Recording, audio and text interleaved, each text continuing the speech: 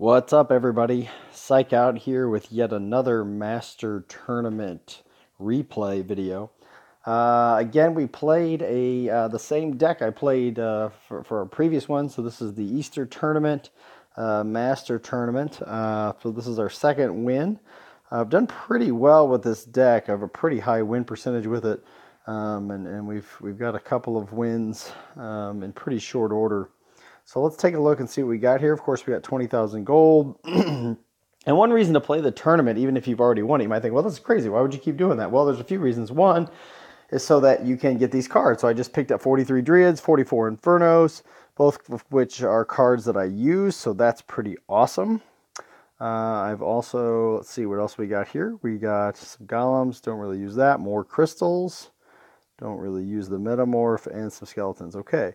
Oh, even still more cards. Oh, we got a legendary on this one. That's pretty cool. Let's see what we got. Another Archer Queen. So for a lot of my legendaries, I'm approaching 10, or maybe the halfway point for him. So I'm getting close to 10 legendaries. So, okay, so that's a Master Tournament win. Now let's go through the games. This one was, I guess, like last time. Yeah, it looks like I did lose.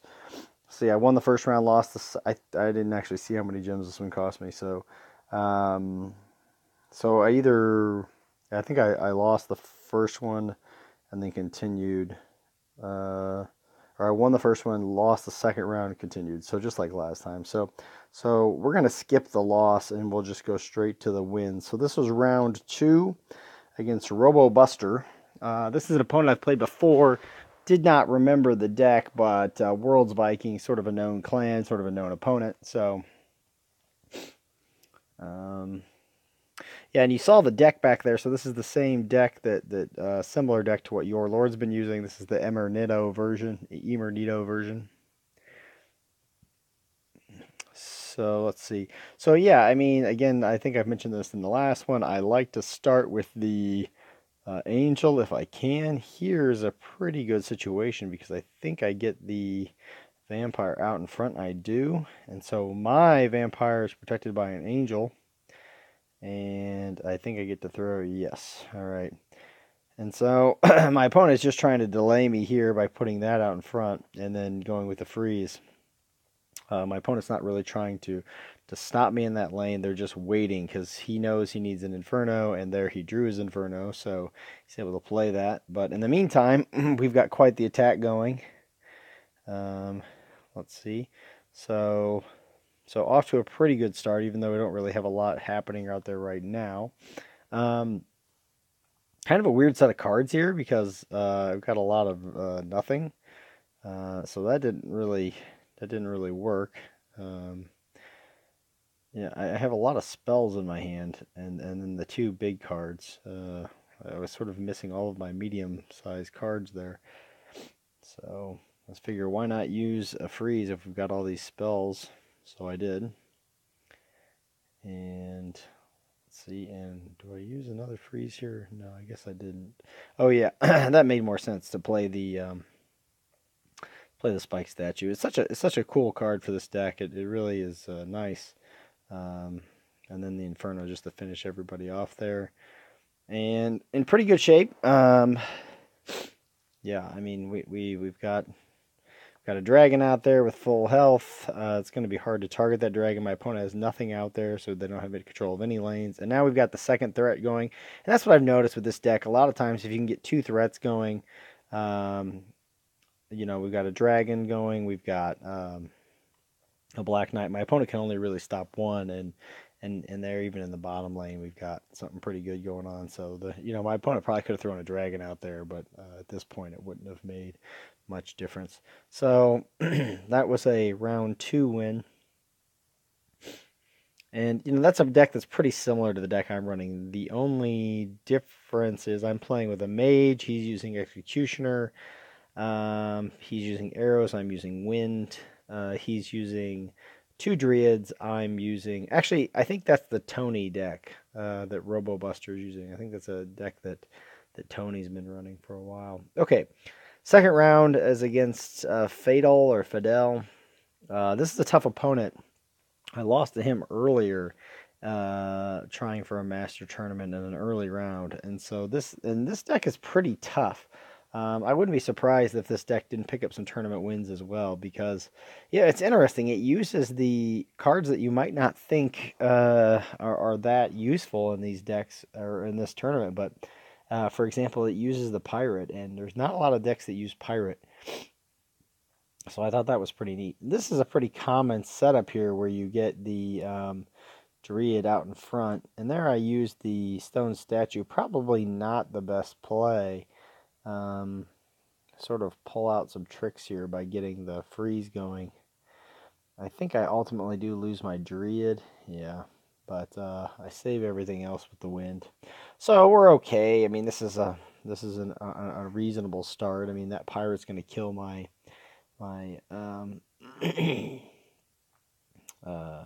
Jester, but oh well, I'm not too worried about it. I'm mostly worried about just trying to keep some lane going. Okay, so here we go. We've got a nice combination. Angel with the Vampire, Angel with the Hollow Knight. It's a nice setup. I decided to get rid of that Pirate because those Pirates do a surprising amount of damage. And this is what happens. Fidel is very good at using his Black Witches, as you'll see in this match. He uses them against me a number of times, much to my much to my annoyance. And he's also very good at stopping my Black Witch. So this game is this may have been the toughest game I played in the tournament. And those Pirates, he uses those a lot. So here I use the Spike Statue, and I think a pretty smart spot. And then I got rid of that Pirate with the Inferno. So, but even still, we're in kind of not a great spot here. My opponent is getting things going, making lots of attacks.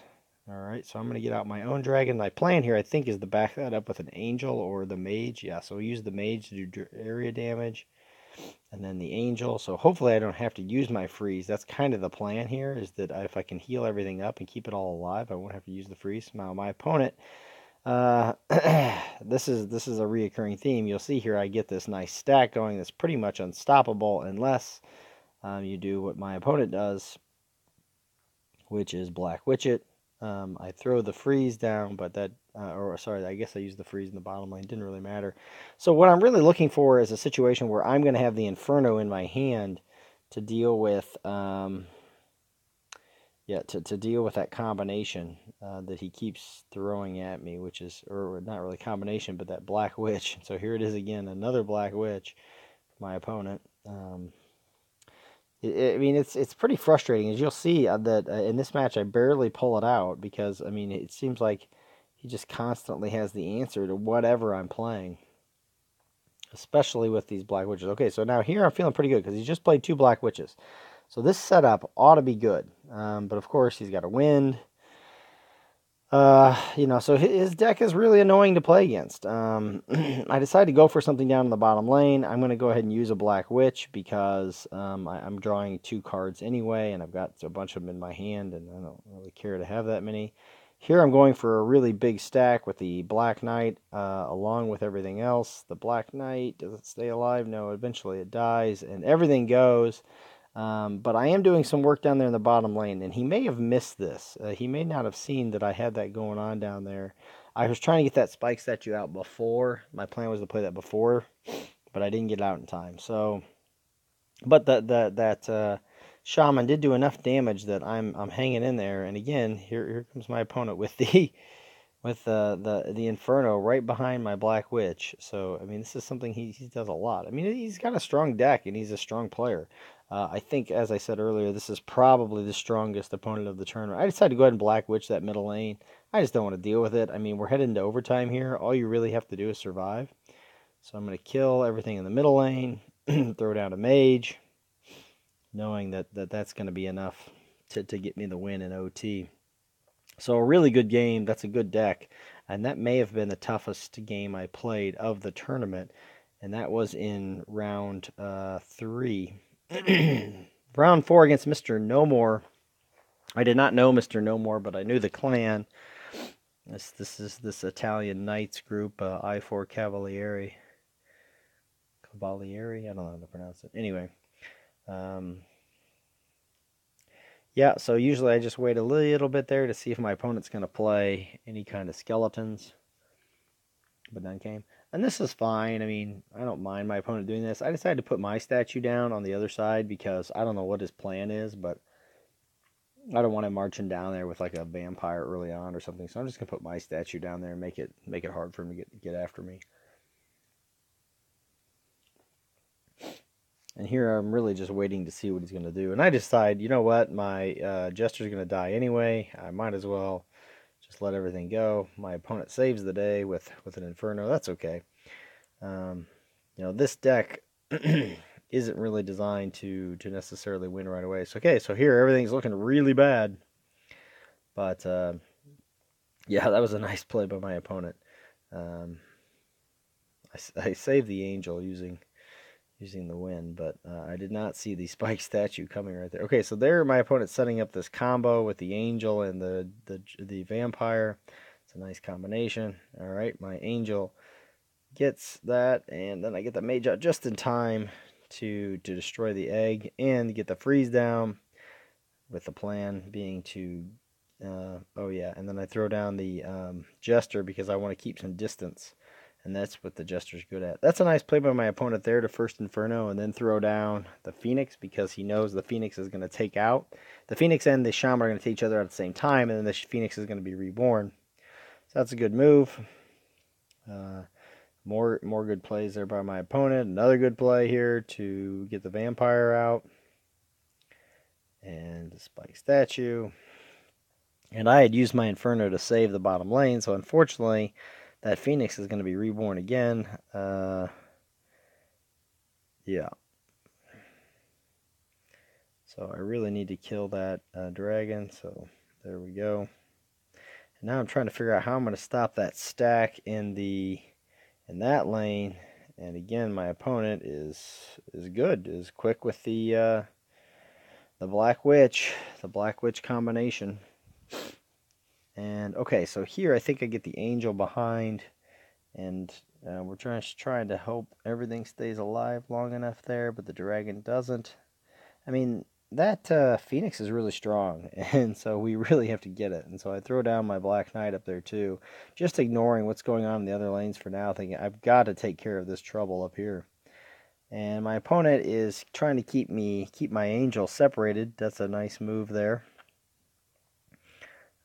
I put down a what is that called? A Spike statue of my own, but that lets my Angel back into the game, so to speak. Again, my opponent comes with another Spike statue, but I think my Angel is just doing enough to heal, just barely was healing them up right there in the top lane. And so, I mean, the game gets a little crazy there in the middle. It was even hard to pay attention to everything that was going on, but basically we've got a pretty strong stack, and stacking with the double Angel, unless my opponent has an Inferno.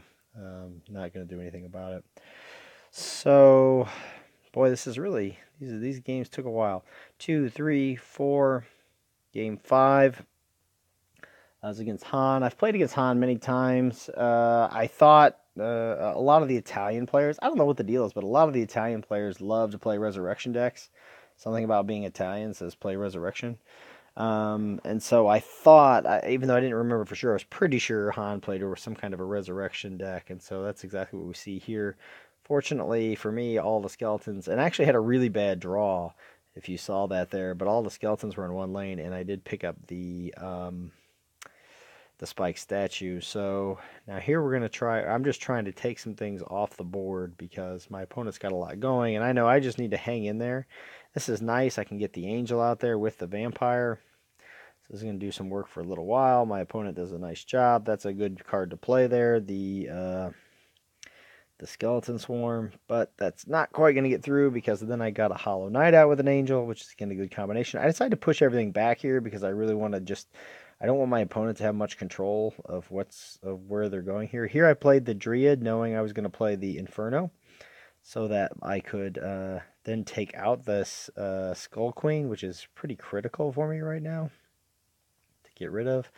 My opponent uses the Resurrection to bring everything back, including those skeletons and the Skull Queen, but unfortunately that Angel is just keeping everything alive just enough. And now I've got the vampire coming with it, with the Hollow Knight and the Angel. And this is pretty much a game over combination, because unless my opponent has a wind or has a or has some way of breaking that, like with an Inferno, then it's game over. And this is what you have to do against Resurrection. You just have to get up to the castle and attack it, and you can't let them push you back, because if they do, you'll lose. So what started out as a pretty dicey game ended up being a pretty strong knockout there at the end. 4, 5. So game 6 was against one of my friends, Insanity. I've known Insanity through some other games, and I know he plays Overtime. I was feeling bad that we met, and I also knew I was going to crush him, because this deck in this tournament is undefeated against Overtime, and not just undefeated, has absolutely crushed Overtime. So if you worry about Overtime, this deck is a great deck to play, because it just destroys Overtime. There's just so many threats coming, and that Overtime just really can't stop them all. So here I'm just spacing out my cards, saying, okay, well, pick one to attack. Unfortunately, he picks a bad one, because now his vampire has just been wasted. He decides to kill the Angel, which makes sense. I put my Shaman behind the... I figure he's probably going to double arrow. A lot of players do this here. And he does. So, okay, fine. And this is okay. I mean, this is what's pretty typical of games against Overtime. By the way, you might have noticed against Overtime players, you got to be careful where you play the Hollow Knight, because they will try to capture the Hollow Knight. Here, I played the Black Witch against his just so I can play something, because we're pounding him. And so, okay, so there he goes. He's going to get my Hollow Knight back. I don't really mind, because I know I'm going to take it back with my Vampire later anyway. So I didn't mind playing the Hollow Knight against this player, because I know I could take it back with my Vampire. So there we go. I get it back, and now we've got a Black Knight coming down the middle lane, protected by or with that spike statue in the way. I mean, that's one of the big ways to play against these decks, is you throw down a spike statue, and then you throw down the Black Knight, and it's going to be really tough. I mean, the only thing he can really do is play the dragon. He's already down to 420 health. If he hadn't played a meteor on me, he would have done no damage to my castle whatsoever. And the other thing you want to do against Overtime players is, they're going to play the dragon eventually. You want to save your freeze for that dragon. And here it's all over with a Black Knight just stomping on the castle. So that was it for game 6. Yeah, so games 7, 8, 9, and 10 were all against opponents I did not know at all. So the last 4 games were not against very strong opponents. So I feel pretty fortunate here. It took a long time for me to find an opponent, and it seems to be the case that when it takes a long time to find an opponent, I'm guessing somehow the algorithm tries to find an opponent at your castle level for the Master Tournament. Usually you play stronger players. But then at some point it just gives up. It just says, okay, well, I can't find an opponent for you, so here's somebody who is in the tournament somewhere, maybe in the Grand Tournament. So I thought this was a pretty straightforward combination here. I'm going to play the Angel, and I'm going to play that Spike Statue, and it's going to be really hard for him to break through. Okay, he can heal up, but I've still got a freeze in my back pocket. I can just stack lots of things. And at the end of the day, I still have a Wind, and I still have a Black Witch. So I've got lots of options for dealing with that. He froze first, so I'm going to go ahead and freeze second. He decides to put everything back in that lane. And I think I ultimately lose my Hollow Knight here. But the Angel is really powerful. I think, people don't really understand how much strength that's giving my cards. And now with he can heal up and push back again if he wants. But now, look, my opponent has used almost all their cards. I still have a very strong stack going. Okay, so another freeze. I Inferno just to do a little bit of damage. And I think I get this out in a reasonable spot. Yep. Just in front of the mage. And now I've got this big, juicy Hollow Knight. And my opponent's got a lot of nothing. He's got a Gust of Wind he can play. 2 Giant Growths, which don't do him any good. And in the meantime, we're just pounding his castle in all 3 lanes. There's really nothing you can do at that point. So pretty easy win. And let me show you what I'm talking about in terms of my opponents here. So this is Sebastian. High trophies was 2901. He's a Castle 8, Castle Strength. My next opponent, high trophies 1458. He's only a Castle 6, Castle Strength. And then here we've got a high trophies of 4056. There's a Castle 10.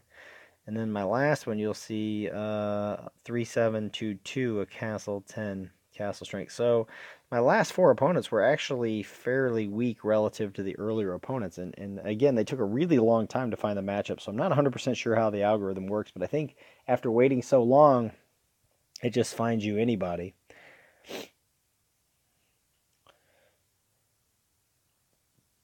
And I mean, I think the thing you'll see here is that this opponent is not very experienced. He is playing with a standard bear and decides to go after my angel, which, that's fine. I kind of messed that up. I was kind of hoping that I could get that out in front, but in retrospect, it didn't make any sense because the Jester was going to knock it around anyway. I could have just let the Jester die on its own, but there's an example. My opponent just used an Inferno there, which doesn't really do anything. It's not going to kill my Hollow Knight. Now he could play, yeah, so there he can play that against it, but this is just what I want because now I can get my Vampire out, grab the Hollow Knight. So that's another key, I think, to this deck is when you play your Hollow Knight, you got to think about how you're going to get it back. I mean, there's good ways to get it back. The Vampire can get it back. Another Hollow Knight with with some kind of a ranged troop behind it, either the Shaman or the Mage can get it back. The Dragon obviously can get it back. What else can get it back? Just a Black Knight itself can get it back. So here, we've got the Angel with the Hollow Knight and the Shaman, just Shaman sitting behind the Hollow Knight, just doing work. So ultimately ended up being a pretty easy win. Opponent never really had any threats. So that was game 8.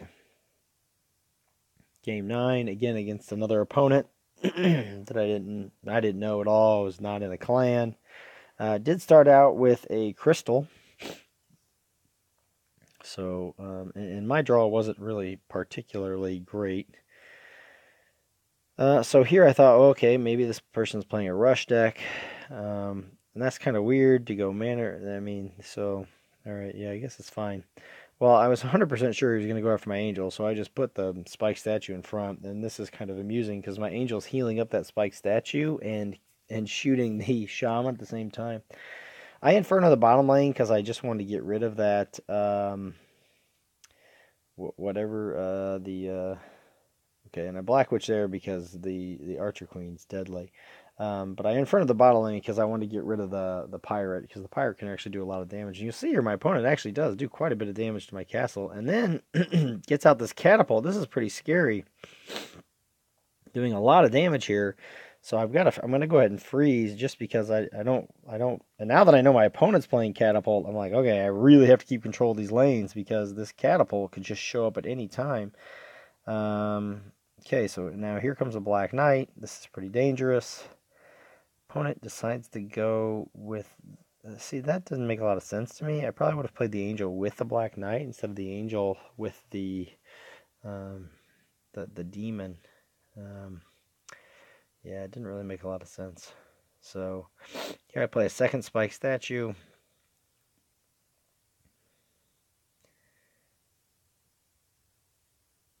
Yeah. Yeah, I don't think there's a lot my opponent can do. Okay, so he's going for this middle lane because he wants to try to get another catapult down, but I get the Jester out and start knocking that catapult back because we just can't let that catapult keep shooting at us. And the Angel's doing a great job just healing everybody up, but in the meantime, 2 Shamans in the bottom lane are just wrecking his castle. So that game was actually closer in the end than it looked, because it's sort of a surprise and strange deck with the catapult there. All right, so finally, the ultimate game, game 10. Again, this one took a really long time to load up. I have to admit, I was pretty happy to see who the opponent was. I had never heard of this person, never heard of the clan, so I thought, okay, this is probably good. And then when I saw a Golem, I was pretty happy there too, because I figured, well, who plays Golem? I mean, I've never really seen anybody play Golem at this level. Okay, so Giant Growth. I decided to put the Spike statue down just because I think I just didn't know what else my opponent was going to bring behind. I didn't want to bring a whole bunch of stuff behind. Now, it turns out that Mage is a pretty good card to have back there. And the Freeze was a nice move by my opponent too. So I had to Inferno just to get rid of the Mage. My opponent Infernos. I froze. I probably didn't have to freeze, but okay. So all that's done, and not a lot's happened here. And then something strange. Yeah. So my opponent kills the Mage. So here we go. We're just sort of in the middle of the game, and then I think my opponent like got disconnected or something here, because from this point on, I think my opponent never played another card. And that's weird. Yep, so my opponent clearly got disconnected, so it's good for me, but quite frankly, I can't imagine that I would have lost to this deck.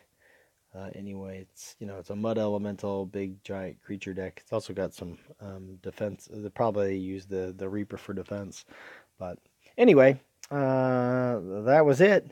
That was Master Tournament number 2 win. Hopefully you enjoyed this video and learned something from it. If you do, give it a like, and don't forget to subscribe to my channel. Thanks so much, everybody. Bye-bye.